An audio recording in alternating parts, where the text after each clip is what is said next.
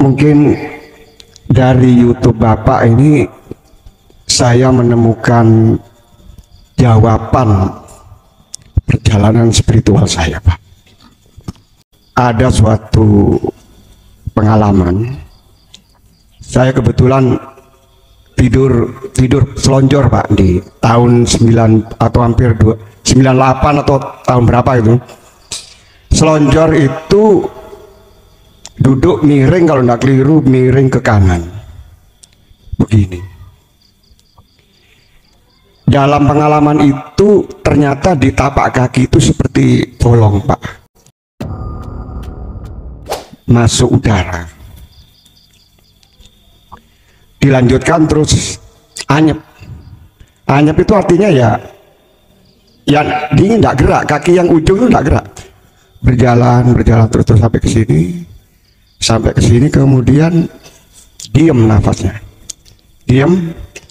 Ini sebenarnya bukan tidur, Pak, tapi bukan tidur, tapi memang disengaja diberi bacaan itu, tapi sekarang lupa. Kemudian setelah nyampe di badan ini seperti mengangkat gitu. Ternyata saya tidur, kepala ini berdiri, tapi bukan jasad, bukan. Duduk ini sekitar maghrib atau jam 9 lah. Setelah duduk berdiri, berjalan itu seperti ayam sekali, seperti saya bisa merasakan antara yang di belakang itu dengan yang saya sendiri gitu. Ayam, jadi nggak ada kayaknya bahagia ada, waduh, sudah nggak ada. Nah, itu pas jalan itu di dalam rumah itu saya pegang pintu. Loh, kok nggak bisa? Namanya tambeng, langsung saya terobos. Bisa, Pak. Tembok terobos, ke pagar, lewat di jalan itu. Nah, ini bukan sinar seperti ini, tapi seperti film hitam putih, seperti kita mimpi, tapi terang gitu. Assalamualaikum warahmatullahi wabarakatuh. Apabila seseorang atau beberapa orang mengalami mungkin ditakdir atau apa, misalnya pencuri, perampok, mucikari dan sebagainya, apakah ini termasuk takdir atau proses? Artinya seseorang itu tidak selamanya jadi pencuri, suatu saat menjadi baik. Ini apakah proses atau bagian daripada takdir? Yang kedua, apabila seseorang itu asik berkomunikasi dengan Allah, saking asiknya beliaunya itu lupa dengan anak, lupa dengan istri dan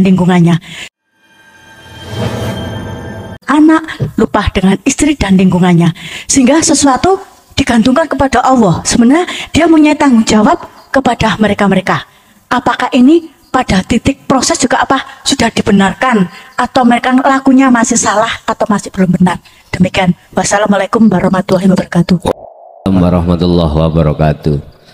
Subhanalladzi asra bi'abdihi lailam minal masjidil haram ilal masjidil aqsal ladzi barakna haulahu linuriyahu min ayatina innahu wasamiul basir. Al-Isra ayat 1. Subhana, maha suci zat hidup, alladzi asra, yang memperjalankan. Siapa yang memperjalankan itu? Alladzi, yaitu subhana, tadi bahasa syariat disebut Allah. Zat hidup yang maha suci. Subhanalladzi bi'abdihi, terhadap hambanya. Bahasa syariat ai Muhammad, hakikat Muhammad, ruh. Jedengan asra apa Bang? Alladzi asra bi abdihi lailan, ing dalem waktu wengi. Sampai niku waktu malam apa waktu siang? Malam. Oke, pas kalau gitu, malam. Artinya apa? Dialah zat hidup Allah Subhanahu wa ta'ala yang memperjalankan hambanya di tengah mal. Kok adik lailan, kok gak naharon? Ayo, mengapa ayatnya lailan? Gini Pak, lailan niku srengenge mesti surup.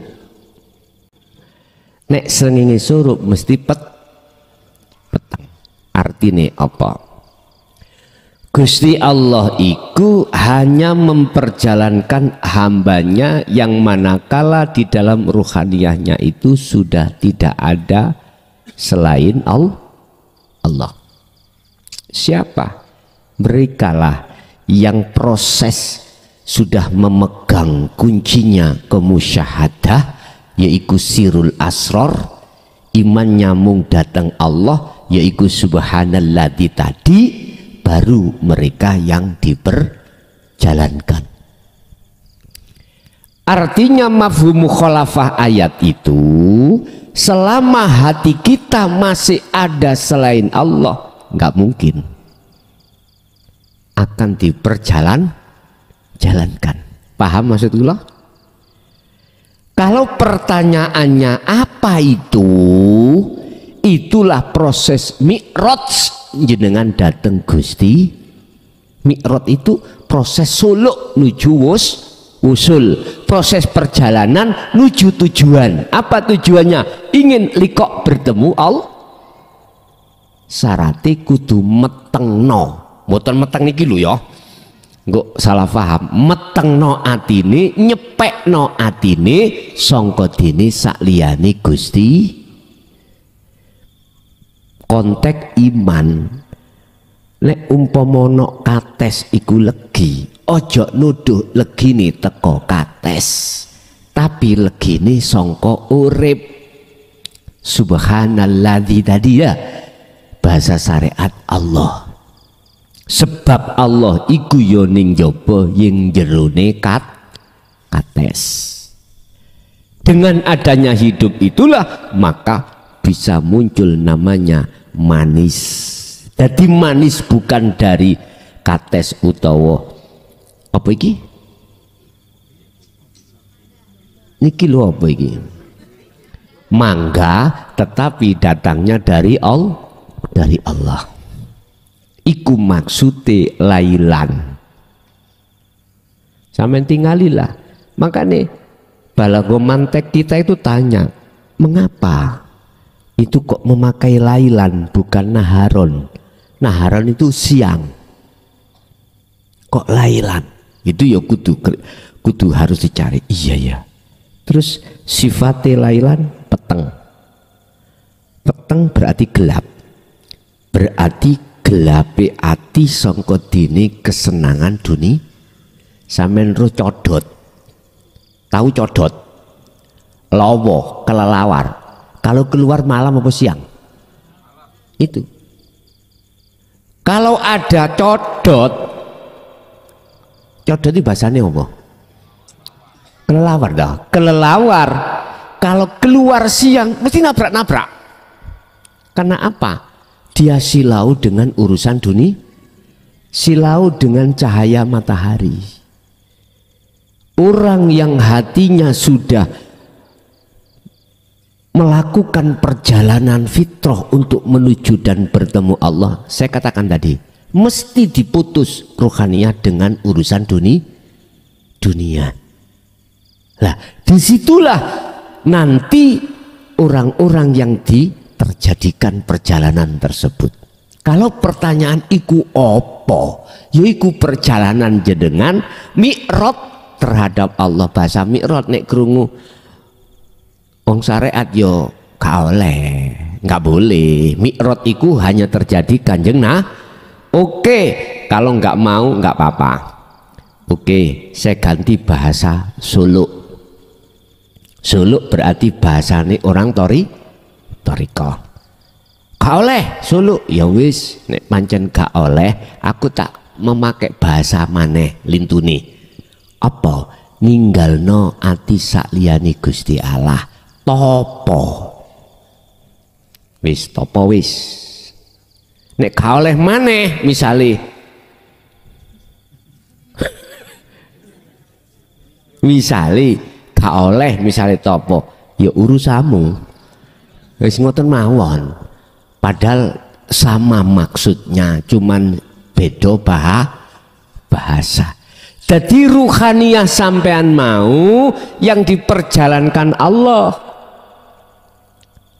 bukan jenengan yang bisa berjalan sendiri, tetapi yang memperjalankan adalah Allah. Maksud dan tujuannya untuk ketemu menyang urip. Urip bisa Gusti asini wonten niku di situ.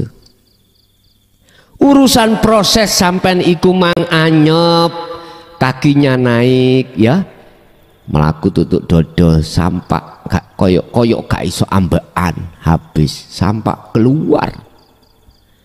Ini akan bisa terjadi lagi dengan sangat mudah, dengan catatan atimu iku mau andohno songko urusan du. Inilah Pak yang kula sebut sebagai kholwat, wis zuhud, nyepekake ati songko dene perkara selain Gusti, wasilai dzikir sirul asrar, entah bengi entah awan terserah. Prakteknya apa? Ngeten mawon.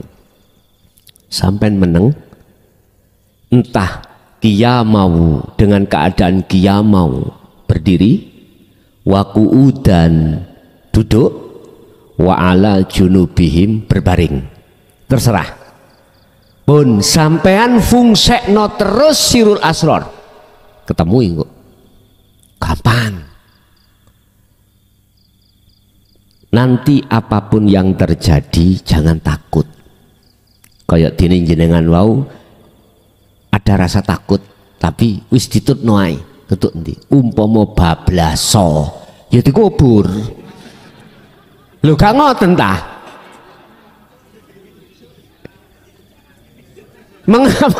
Mengapa kita harus takut? Yang memperjalankan itu Allah. Wa anibu ila rabbikum wa aslimu lahu. Wis pasrah total nang Gusti Allah, nek kuwi tujuanmu kembali nang Allah. Wis gak ono apa-apa, gak ono apa-apa. Nek memang Allah berkehendak bertemu Allah tidak dikembalikan, ya udah gampang urusan anak bojo. Gampang. Oh Gusti Allah sing ngatur dewi. Kadang-kadang nyun sewu Pak nggih. Ada pertimbangan akhirin balik maneh. Anakku sik cilik-cilik. Lah gitu nggih. Itu bisikan nafsu, wa yasudduna an sabilillah. Nafsu akan menghalangi awakmu carane ngono mau. Jenengan tidak akan takut manakala sirul asrar niki fungsi nang ati sampean. Sirul asrar fungsi keyakinan mutlak penuh yang memperjalankan cuman Allah. Ya udah. Wis pasrah nang ngene jeragane bos, pasrah bos. Wis mesti enak. Gak mungkin Pak bos iku mang jungkelno sampean, gak mungkin. Wis itu satu Pak ya. Nek caranya tak tambahi cara untuk bisa mengulangi lagi, sebab jenengan wau dawuh angel. Lah ngoten nggih. Iku dadi gampang nek jenengan wis ngelepas betul-betul hatimu selain Allah. Carane lewat kholwat wau. Gak bengi gak awan silakan. Pun satu. Nomor dua, apa mangrek kita lali sampean? Apa iku mang lho? Ya teman urai ini mang lho napa?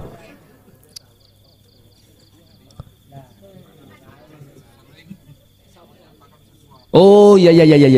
Sering mengatakan sesuatu ya dah. Ya, sing takonnya lali kok. Pun. Itulah Bapak Warid. Ya. Warid itu sapa sih? Utusane Allah yang disebut malaikat khusus bagi mereka yang hatinya wa man kana yarju liqa Allahi fa inna ajalallah. Barang siapa hambaku yang dalam hatinya ingin bertemu aku, Allah berjanji dalam waktu yang sudah ditentukan akan bertemu. berarti warid. Warid iku nduduhno perkara apa ning atimu supaya nang Gusti Allah. Tapi jangan sampean iki kena tipu. Kena tipu warid. Warid sebabnya ana loro. Ada minallah, ada minasyaiton. Ning hikam dibuka. Ada warid. Siapa sih warid iku? Malaikat. Warid itu datangnya ada dua. Ada warid minallah, ada warid minasyaiton. Cirine warid minallah akan membimbingmu jalan untuk menuju dan bertemu Allah. Tapi nek warid minasyaiton nafsu ini jenengan dipaksa inna nafsa la amaratum bisu, dituduhke perkara-perkara sing sak liyane Gusti Allah, dituduhke perkara-perkara sing nuju nang sak liyane Gusti. Contoh berhubung cara dikiriku wis istiqomah kental, karomah ono, ada tamu datang membawa maksud. Tamune mau islah, tamu loro garwane bojo wedok bojo lanang moro mau islah. Islah itu apa? Kembali rukun. Sebab mari tukaran habis berantem. Ketika masuk di rumah jenengan belum sampai takoni, tamunya belum ngomong, jenengan sudah dapat bisikan dugi warid. Ngomongno apa warid iku? Hei bojo loro lu mari tukaran gara-gara masalah sing lanang iku mang selingkuh. Sing lanang mari selingkuh konangan hiwiane nyeluk sayang begitu. Terus konangan sing wedok rawame gegeran, sing lanang ngomong ini, duduk iki koncoku ngene. Wis ngene, ayo nanggoni Pak Darmo mriko ditakokno bener enggak sampeyan ono hubungan ambek moro. Durung ngomong jenengan dawuh. Si A iku sing lanang, si B sing wedok misale. Si A kuwi nek arepe selingkuh iku ya ngomong bojomu sik. Kuwi nek seneng wong wedok liya omong bojomu sik, oleh apa gak? Nek gak oleh aja diterusno. Nek oleh ya terus. Ya iki akibate awakmu ku gak ngomong bojomu, ndelik-ndelik akhirnya disimpulno iki jenenge Nek ngomong dhisik kuwi gak selingkuh jenenge. Kaget enggak tamune? Kaget, durung ngomong wis diomongi dhewe. Iki durung dikembangno. Nek dikembangno sampai perilakune, wah serem tambahan. Iku berarti warid minan nafsi. Ya, mengarahkan terhadap selain Allah. Siapa yang dikehendaki warid minallah itu? Hanyalah mereka hambane Allah mayyasha, yang dikehendaki adalah mereka yang selalu mendawamkan. Tahu mendawamkan nih? Mengistiqomahkan, mengulinakan, membiasakan setiap saat dan waktu hatinya berzikir pada Allah. Zikir sing kula maksud adalah bukan yang diucap Allah, la ilaha illallah, bukan.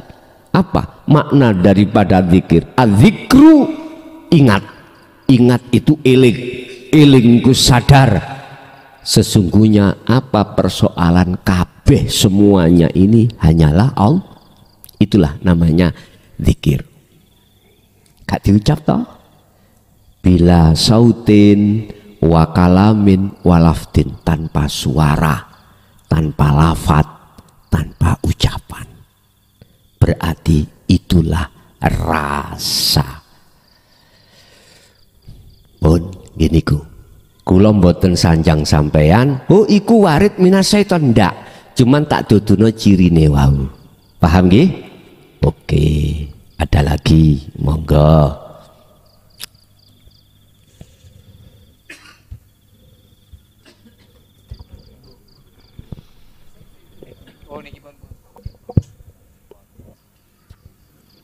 Assalamualaikum warahmatullahi wabarakatuh. Waalaikumsalam warahmatullahi wabarakatuh. Derek tanglet Gus niki masalah penyaksi yang sebenar-benarnya penyaksi. Karena yang menyaksikan dan yang disaksikan adalah pelakunya sama. Tetapi niki ketika di juhud umum niki kok ada rasa. Kalau merujuk ke sifat wajibnya Allah yang 20 niku penyaksi yang sebenarnya itu yang seperti apa ngaten? Matur nuwun.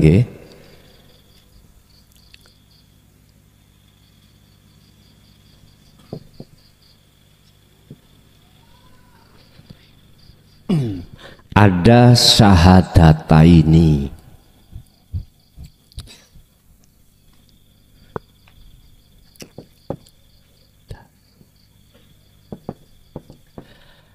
Ada syahadat tunggal atau syahadat ahad.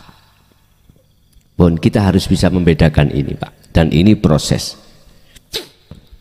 Disebut syahadataini iku syahadat luru. Pandangan syariat yang dimaksud syahadataini adalah pertama asyhadu alla ilaha illallah, yang kedua wa asyhadu anna muhammadar rasulullah. Iki syahadataini. Secara syariat kita bersaksi sesungguhnya tidak ada Tuhan yang wajib disembah kecuali Allah, dan saya bersaksi Rasulullah Muhammad itu adalah utusan Allah. Iki syahadat loro. Ditarik sorok saka dini syariat. Aku tanya, syahadat pertama kau terhadap Allah, Allah yang mana? Tidak bisa jawab. Syahadat yang kedua Muhammad, Muhammad yang mana? Dulu aku nggak bicara sahabat loh ya. Kalau sahabat Rasulullah ketemu langsung. Kita mana Muhammad? Udah, iki sarengat. Cuman bisanya itu beriman aja kalau Allah itu Tuhanku, atau yang disebut innallaha rabbi wa rabbukum. Cuman tidak pernah ketemu Allah. Yang kedua, beriman Muhammad ibnu Abdillah adalah utusan Allah. Itu pun tidak pernah ketemu. Padahal yang disebut sebagai bersaksi haruslah yang menyaksikan tahu, melihat siapa yang disaksikan. Berarti saya waktu 2010 dihadapkan ke persidangan itu benar sudah, supaya tahu persaksian itu bagaimana. Ternyata mohon maaf, ini baru saya memahami. Tahun 2010 di situ saya dihadapkan satu hukum yang harus kujalani. Di situ ada saksi. Ada saksi yang memberatkan, ada saksi yang meringankan.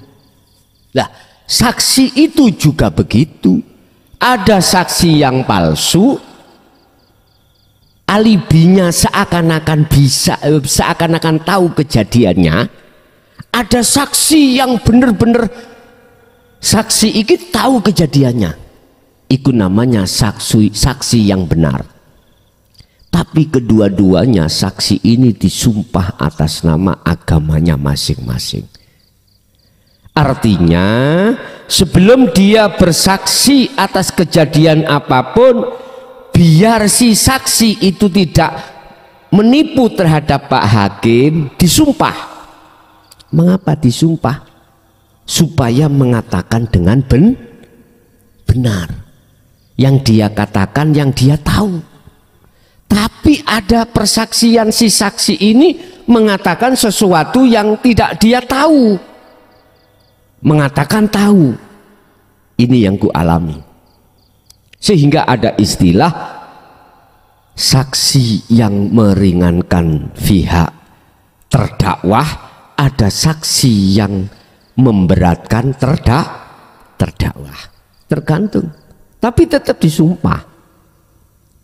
Ada bagian yang nyumpah. Sebelum ditanya hakim itu, saksi itu disumpah dulu. Isinya di dalam sumpah itu gak boleh si saksi mengatakan yang tidak dia tahu. Tapi faktanya terkesan seakan-akan dia namanya saksi alibi. Nah itu boleh kenal, boleh kenal. Berarti bener Gusti Allah ngukum aku iku secara syariat dulu iku bener kayak pelajaran. Ternyata Bapak Ibu, bersaksi pada Allah umat manusia ini ada dua golongan. Ya, ada yang tidak tahu mana Allah, ada yang tahu sebetulnya mana Allah dan mana Muhammad. Akhirnya secara hakikat syahadata ini diartikan begini. Aku bersaksi, ashadu, aku nyekseni an ing setuhni kelakuan.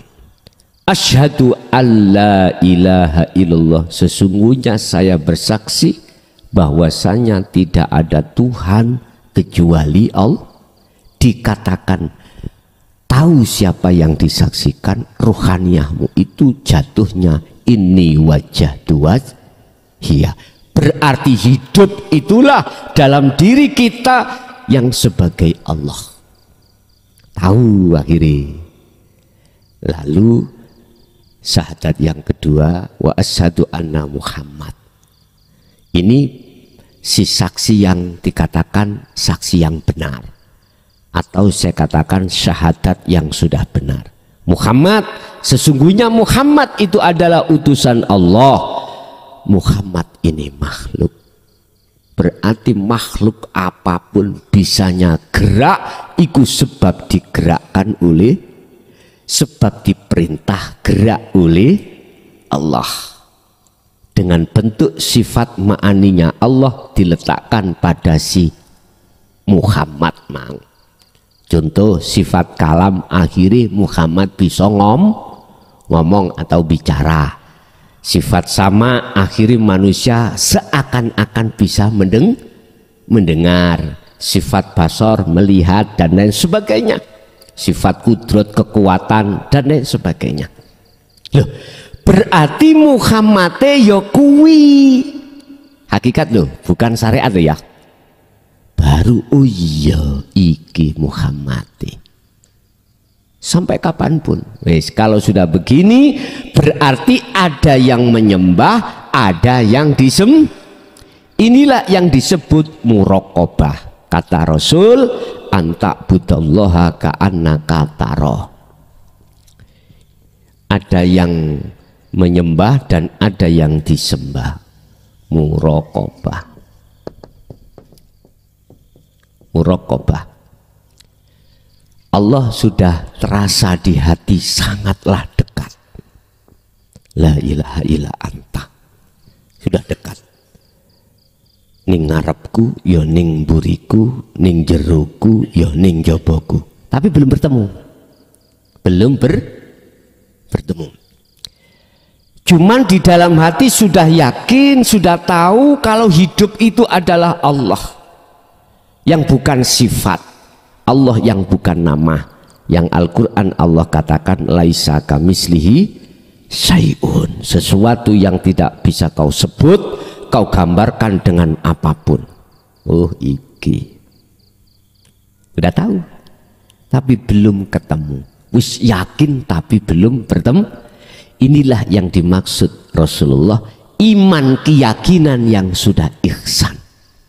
Karena inilah semua akan terjadi. Karena hanya ini, wis diteruskan Pak Bu, akhirnya menjadi syahadat tunggal atau persaksian yang ahad. Pelaku yang melihat dan yang dilihat itu satu pelaku yang disebut kul huwallahu ahad, tunggal. Lah tandanya kalau tunggal bagaimana? La ibsorun wa mubsorun wa basorun. Nama ruh yang melihat, ya, yang menghadap. Nama Allah yang dilihat, yang disaksikan.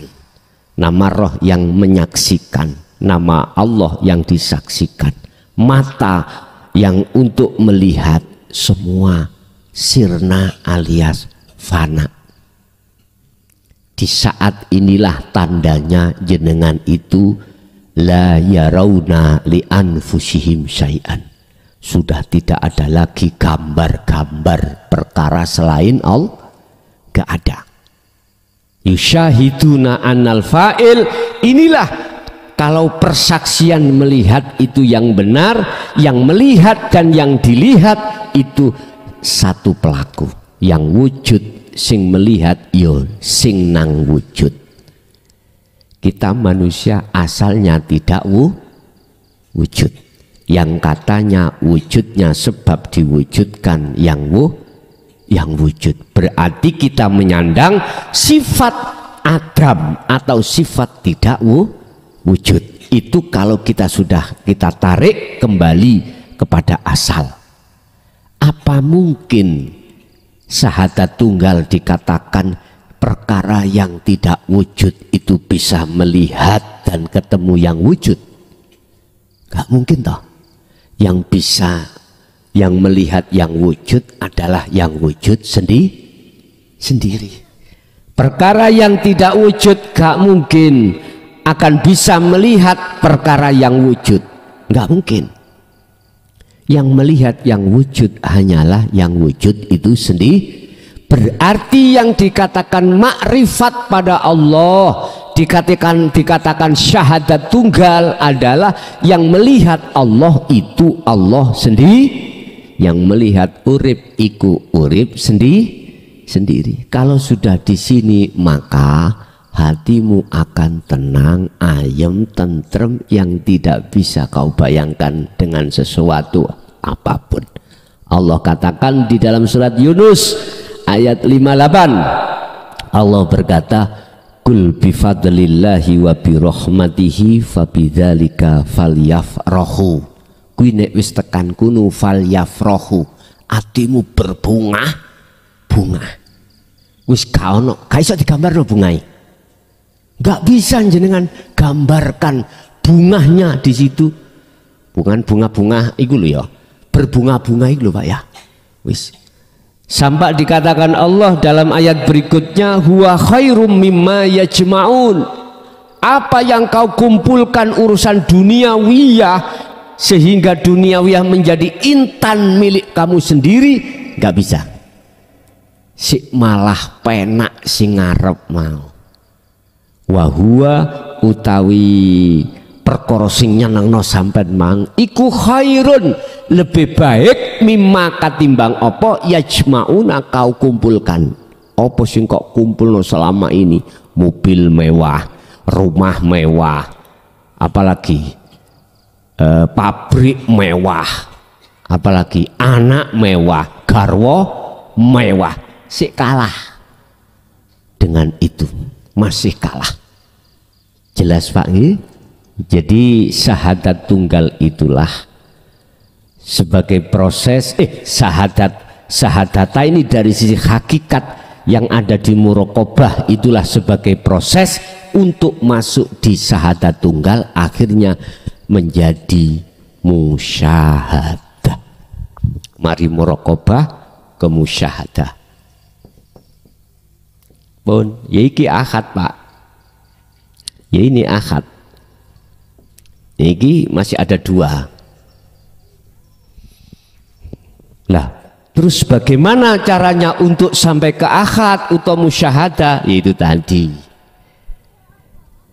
yadhkurunallaha qiyaman wa qu'udan wa ala junubihim. Berdirilah kau untuk selalu berzikir ketika kau duduk, jadikan dudukmu berzikir, ketika berbaring jadikan berbaringmu berzikir. Ingat, sadar bahwasanya dirimu itu selalu dilayani Allah. Begitu.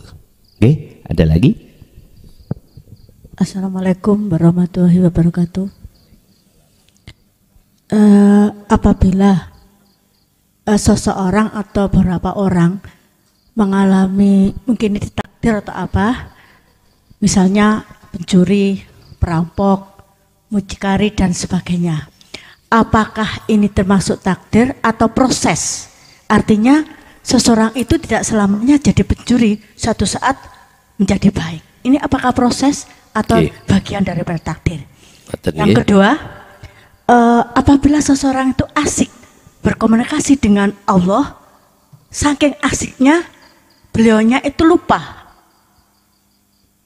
dengan anak, lupa dengan istri dan lingkungannya, sehingga sesuatu digantungkan kepada Allah. Sebenarnya dia punya tanggung jawab kepada mereka-mereka.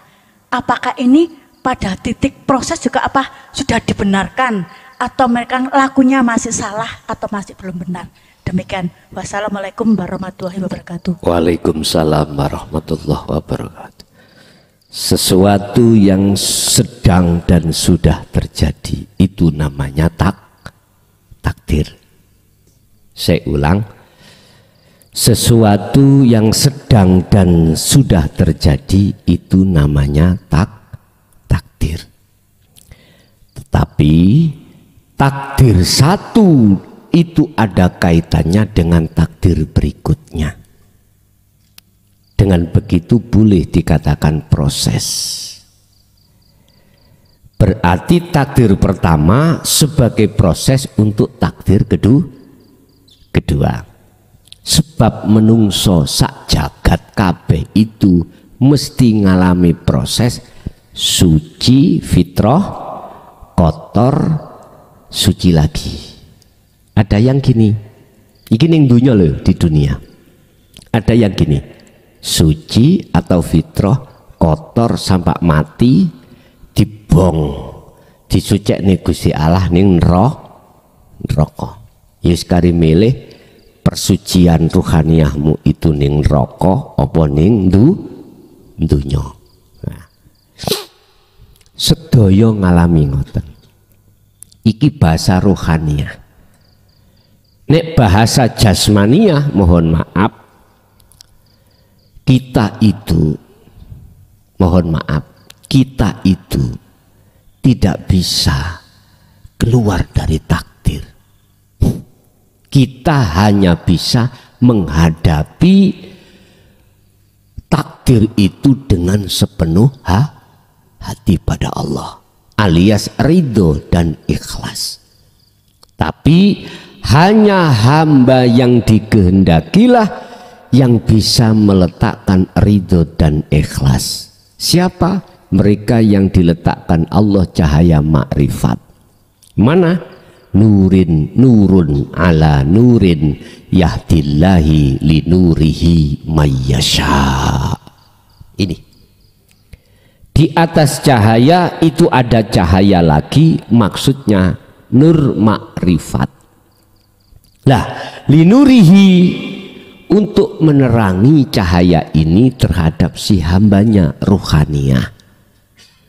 Siapa yang diberikan cahaya ini? Mayyasa, orang yang siapa yang dikehendaki? Tandanya adalah mereka di samping yastami'unal qaula, dia juga wayattabi'una aksana. Artinya mereka yang sudah mendapatkan wejangan saking Rasul masing-masing bahasa syariat, lalu dia taat terhadap wejangan itu untuk dilakukan. Dan inilah yang kumaksud ilmu, amal, dan istiqomah. Jadi Bu, disebut takdir itu adalah sesuatu yang sudah terjadi. Mereka menjadi mucikari. Kalau sedang dan sudah terjadi takdir. Satu. Dua, bisa jadi ini sebagai proses takdir berikut. Apakah proses takdir berikutnya dia itu? Apakah tambah nemen eleke minangka syariate, apa tah tinggalkan itu? niku ukurane apakah hati jenengan itu gelem balik nang Allah napa mboten. Kalau hati mau kembali kepada Allah, itu takdir sebagai proses awal kotor menuju suci. Kari ngoten mawon. Wis nomor 1. Pertanyaan nomor 2. Napa? Oh ya. Oke pun nyantol. Apakah orang yang sudah memegang dinut tauhid, dia hatinya enjoy selalu bersama Allah, akhirnya secara syariat dia melalaikan kewajiban, apakah dia itu salah jalan sebagai proses, apakah dia itu tidak salah jalan? Tak jawab sekarang. Tadi Allah ketika si hambanya berangkat menuju pada Allah, itu ada 2 Allah kasih tahu. Ada seseorang yang dikehendaki baik rohani sak jasmani iki dilupakan. Iki khos ya. Ada yang tidak, hanya rohaniyahnya saja yang dilupakan, urusan dunia, urusan anak istri dan tanggung jawab, tapi akal ini masih ingat. Iki khawas. Kalau pertanyaannya apakah dia itu salah jalan, saya jawab tidak. Dia berjalan di atas jalan Allah. Tetap dia benar menurut pandangan Gusti, pandangan hakikat. Kalau pandangan syariat ya mesti ngomong salah ini. Wah, ya iki gara-gara sampai mlebu Jaya Baru. Wis tinggal no iki bojo diterlantarkan, anak diterlantarkan, mana tanggung jawabmu? Padahal sih nanggung jawab Gusti. Wa may yattaqillaha yaj'al lahu makhrajan wa yarzuqhu min haitsu la yahtasib.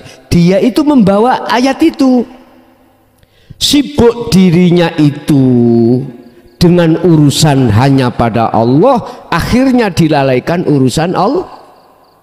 Tetapi jenengan gak usah sampean khawatir dengan Allah, dicukupi sampean roh pelandingan. Mriki napa jenenge? Laba-laba. Tahu tak laba-laba iku goleki laler nisor-nisor.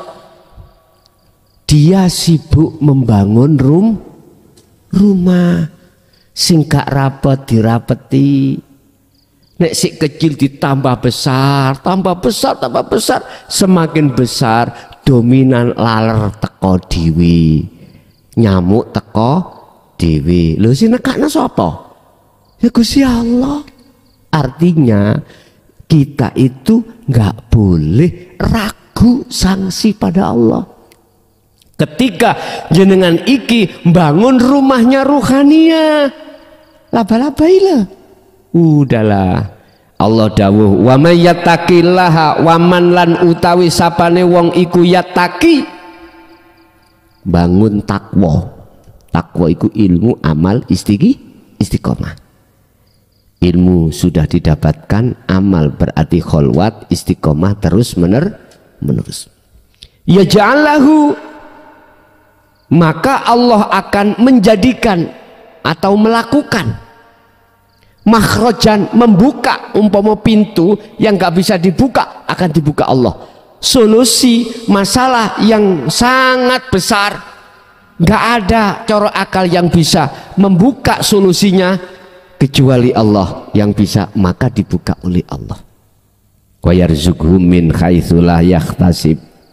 Apa yang diinginkan, perkara yang dibuka itu datangnya tidak disangka. Sekalipun jenengan iku bondo utang nyuwun sewu, ora enek sing dipangan dan lain sebagainya. Ujug-ujug kok ana wong ngutangi.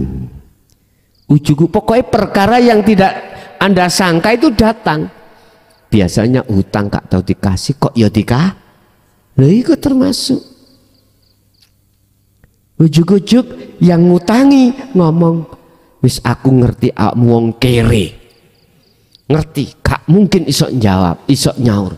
Tak bebas no. Lu siapa ngerti? Allah kan bisa seperti itu. Bisa diampuni, dibebas no utangi. Kadang-kadang ngeten sing utangno duit wedokan lho. Iya. Wis ngene ae ya. Aku ngerti awakmu iku pailit. Wis anakane ojo di kei, wis mbokne ae. Mesti mbokne lah ngono ah. Pokok kadang-kadang ya mutu barang ngoten niku. Kadang mutu. Wis pokoke ae. Sauren sak duweni awakmu lho, dilonggarno to? Longgar. Bisa jadi Allah melakukan bentuk seperti itu. Jadi boten salah Bu, karena saya mengatakan boten salah, tidak salah karena dia dipaksa Allah untuk masuk di khos, tapi lantas ojo gai-gai sampean. Mumpung ono keterangan seperti ini aku tak mlebu khos. Oh boten saged Pak, boten saged. Kita masuk ke khos iku sing lebokno ya Gusti Allah, tidak atas dasar permintaan. Kita dimasukkan khawasul khawas, itu ya maksud Allah sendiri, tidak ada unsur permintaan. Sing penting jenengan lampawai dikir, urusan dilebokno mana urusane Gusti Allah. Ya wis itu. Aku yakin nek dilebokno khos, walaupun garwa sampean si ayu-ayu, terus anak si cilik-cilik, gak ono rasa khawatir. Aku yakin gak ada rasa khawatir. Mesti dijogo Gusti Allah. Wis ngono ae, gak usah bingung-bingung. Urip iki gawen los ae. Dene kok bojo sampean rabi maneh ngono ae. Mboten guyon, ngoten lho. Guyon mboten. Intine udahlah, jadilah kau seperti laba. Jangan pernah takut dengan apa kebutuhan yang sudah disiapkan Allah terhadap kita yang kita tidak tahu. Udah, atiullaha wa atiur rasul. Nggih, ada lagi?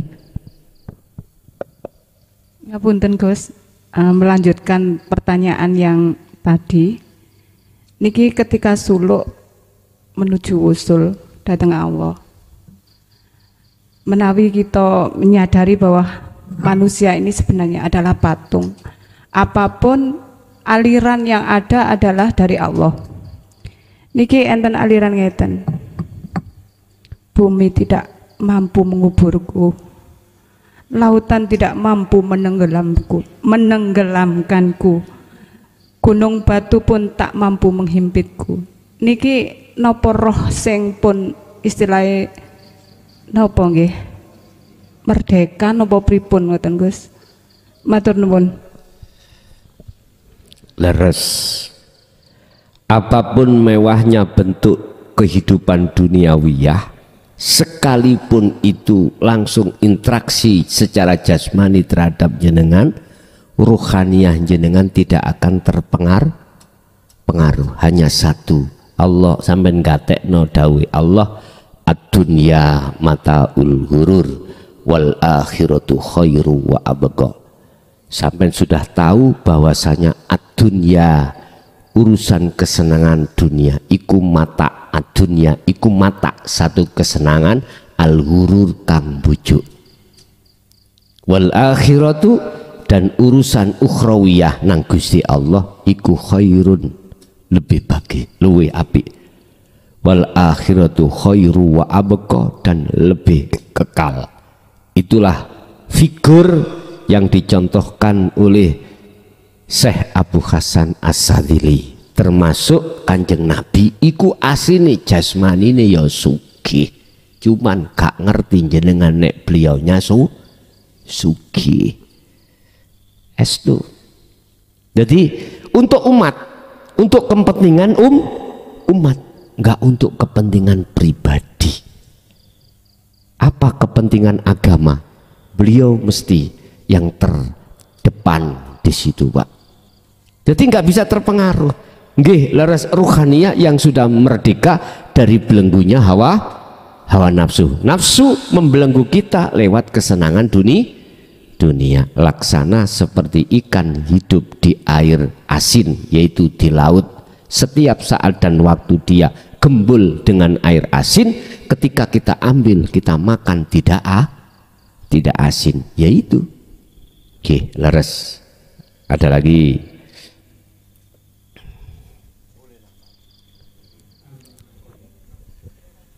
Terima kasih. Ini lanjutan lagi, Pak. Nah, langsung saja dipersingkat. Anak saya kan laki 3 semua. Yang terakhir itu sampun kapundhut. Oke. Berumur 27 tahun. 27 tahun. Meninggalnya 23 Juni 2023. Ya, barusan pada hari Jumat Kliwon jam 6 pagi 15. Terkait dengan anak saya ini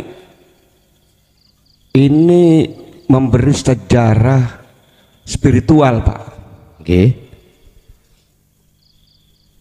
Beliau sebelum dikandung, anak saya yang pertama kedua kan kakek setahun, masih berumur setahun yang nomor 2. Saya itu keluar rumah pagi-pagi mau bekerja, itu tahu-tahu mungkin istilah saya itu dejavu ya, ada yang manggil di ruang tengah itu di dekat salon gitu ya, Pak gitu. Saya mundur, tapi proses itu saya nggak tahu, pokoknya yang jelas bukan mimpi, memang ke kantor pagi hari. Pak, muncul kepala, Pak, sama rambut begitu. Saya tanya, opo? Derek papa. Ya. Kemudian kan saya secara akal masa setahun mau bikin anak lagi gitu, Pak. Tanya ke sesepuh, oh boleh, itu ditunda boleh. Tertunda 2 tahun, lahir tahun 95. Itu yang terakhir. Yang terakhir Pak bungsu, Pak. Derek papa itu udah. Pada saat itu saya KB, Pak, langsung KB. 2 tahun itu saya tahu kalau ini, oh ini jadi ini. Nah, tahu saya, Pak, jadi. Bahkan istri itu hamil yang tahu saya gitu. Wah, ini. Saya tahu kalau hamil tahu. Ah, ini. Kemudian Pak, kan masih hamil dulu, Pak ya. Hamil dulu. Sampai 9 bulan itu hampir sampai lahir tuh saya bergaul dalam alam mimpi terus.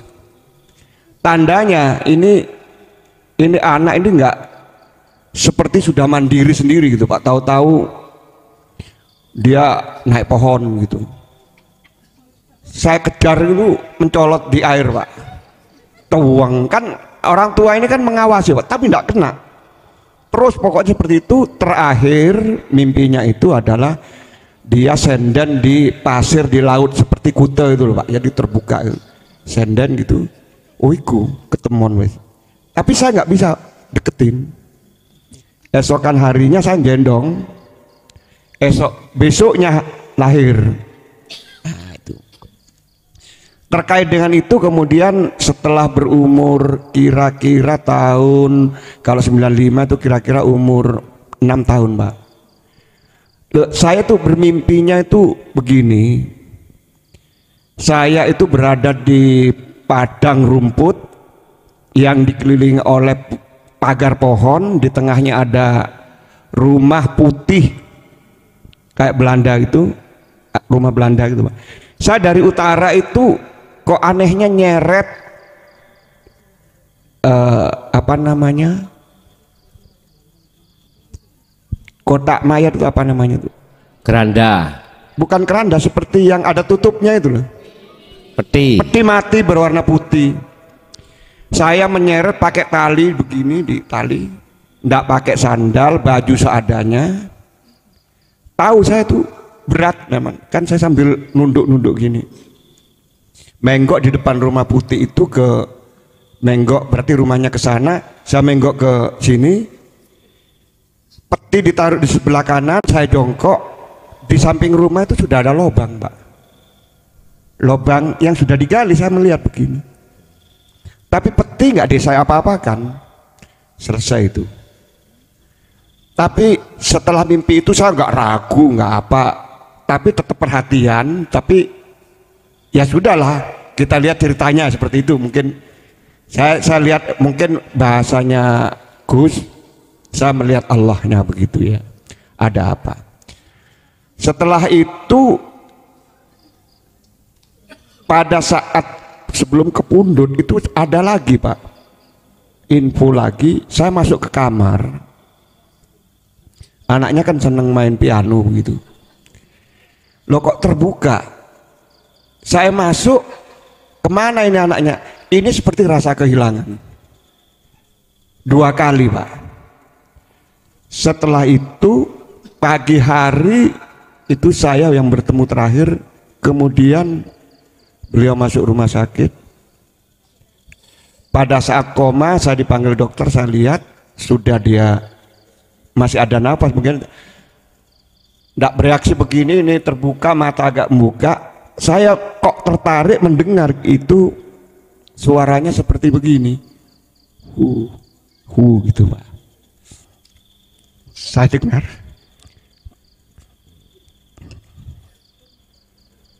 Kemudian kepundut, Pak. Nah, setelah kepundut itu juga akhirnya juga memberi isyarat juga gitu loh, Pak.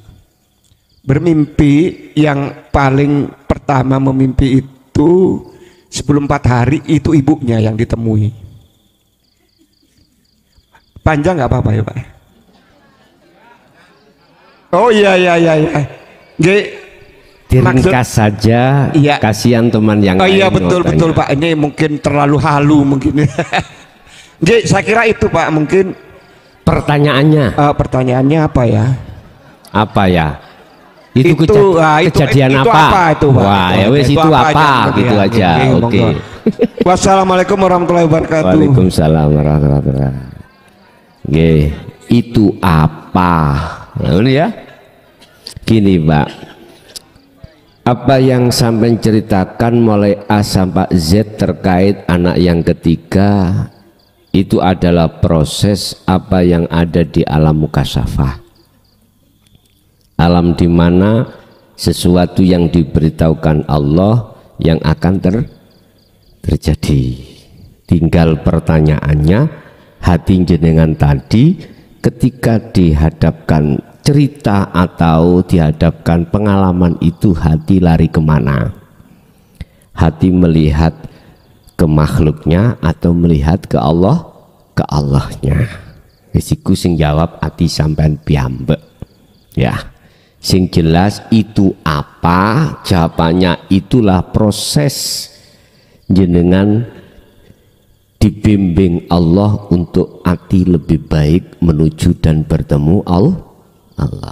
Oke. Lainnya?